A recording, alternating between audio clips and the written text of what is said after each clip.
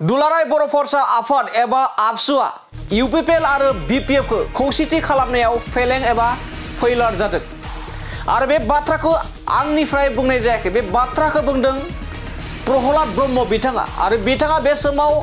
फैबाय थानाय जा बिटिसि काउन्सिल बिसायख'थि बे बिटिसि काउन्सिल बिसायख'थिखौ नोजोर होनानै दाब दाब जायगायाव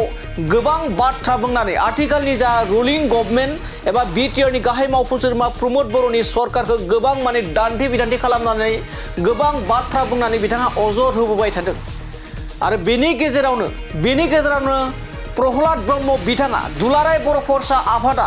थांनाय गोलाव समनिफ्रायनो इउपिपिएल आरो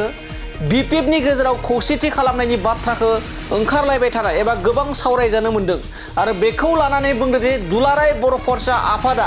इउपिपिएल आरो बिपिएफ दोलोखौ खौसेथि खालामनायाव फेलें जादों। लोगोसे आरो बिथाङा सोंथि खालामबावदों आथिखालनि दुलाराय बर' फरायसा आफादनि आफादगिरि दिपेन बर' बिथाङा मा जाहोनाव दासिमबो हाग्रामाजों सावरायफैनो हायाखै आरो दासिमबो मोनसे एबा गंसे टेबुलावनो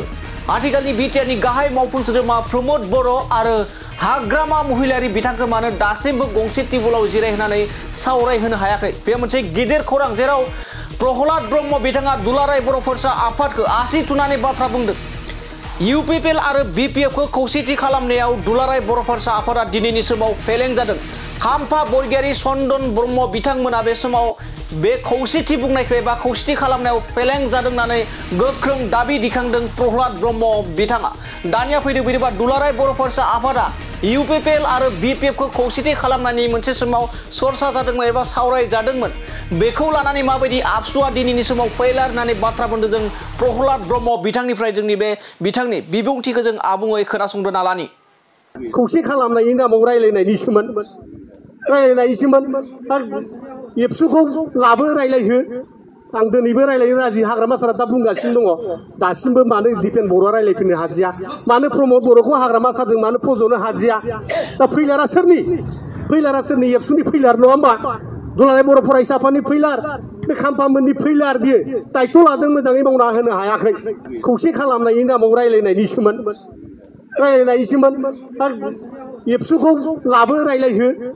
आं दिनैबो रायलायनो राजि हाग्रामा सारा दा बुंगासिनो दङ दासिमबो मानो दिपेन बर'आ रायलायफैनो हादिया मानो प्रमद बर'खौ हाग्रामा सारजों मानो फज'नो हादिया दा फैलारा सोरनि एबसुनि फैलार नङा होमबा दुलाराय बर' फरायसा आफादनि फैलार